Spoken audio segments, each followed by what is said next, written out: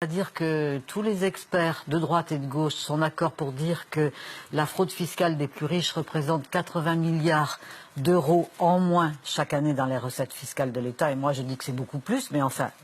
c'est l'équivalent du déficit public français. Voilà.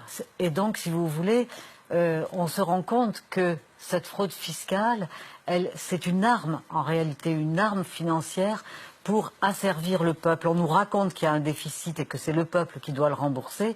Or, ce déficit, il est construit précisément par ceux qui détiennent tous les rênes du pouvoir jusqu'en haut de l'Élysée. Alors, qu'est-ce qu'on fait ?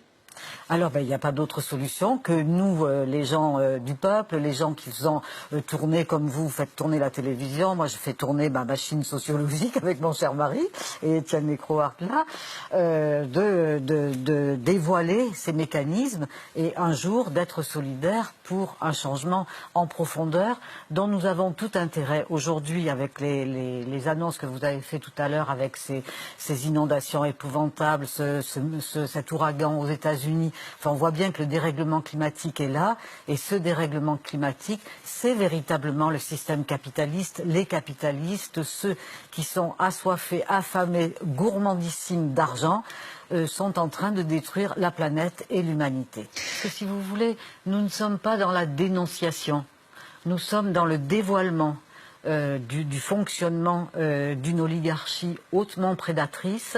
Et aujourd'hui, cette oligarchie a un rendez-vous avec nous à un moment où la planète est véritablement en danger et où les processus de déshumanisation des plus pauvres sont mis en route.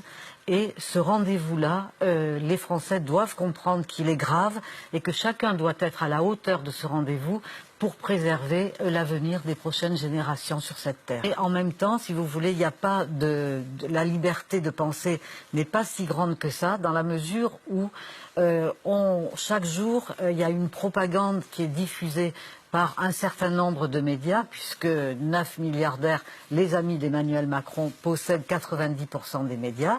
Bien entendu, j'ai exclu le service public de ces 90%, puisque c'est l'État qui est propriétaire de votre chaîne.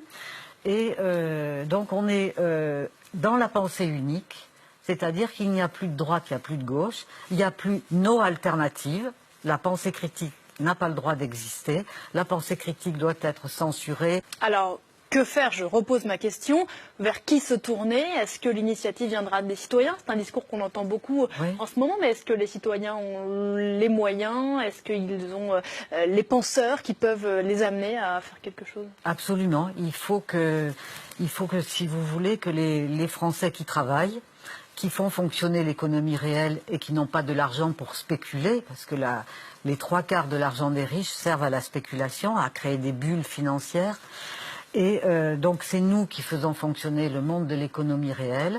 Il suffirait qu'on décide tout simplement d'arrêter de travailler pour que ce soit la panique tout en haut de la société. La grève générale, c'est ça? Oui, la grève générale et bien d'autres façons qui n'ont pas besoin d'être violentes physiquement, parce que la violence, elle est en haut de la société et pas en bas, là où nous sommes nous.